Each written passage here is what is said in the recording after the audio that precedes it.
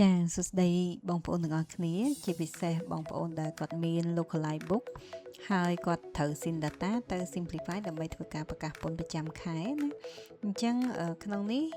សម្រាប់ purchase បងប្អូនដោយសារតែបងប្អូនមួយចំនួនគាត់អត់បាន notice ថាកន្លែងពន្ធហ្នឹងគឺយើងត្រូវជ្រើសរើសប្រភេទពន្ធណាដើម្បីឲ្យ sin data ហ្នឹងវាទៅអញ្ចឹងណាអញ្ចឹងខ្ញុំឧទាហរណ៍មួយឧទាហរណ៍ថាខ្ញុំ add bill ចាទៅឈ្មោះមួយនេះខ្ញុំជា sample ឧទាហរណ៍ទេបងប្អូនអញ្ចឹងខ្ញុំយក expense ចា amount ឧទាហរណ៍ថា 1000 អញ្ចឹង chart of account របស់ខ្ញុំអាចដាក់ទៅ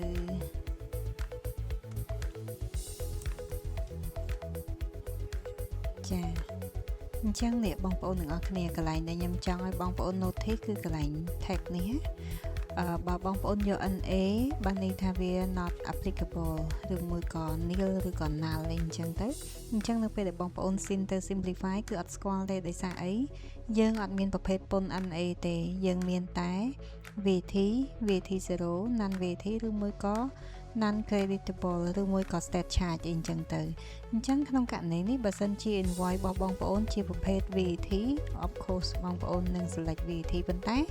បើ non VAT បងប្អូនប្រហែលជាអាចភ្លេចអត់រើស non VAT ទេយក NA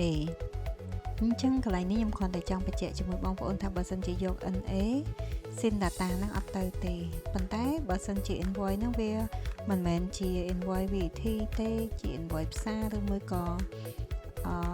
non creditable នេះបងប្អូនយកឲ្យត្រូវប្រភេទពន្ធវាអញ្ចឹងបងប្អូនអាចយក non VAT អញ្ចឹងមក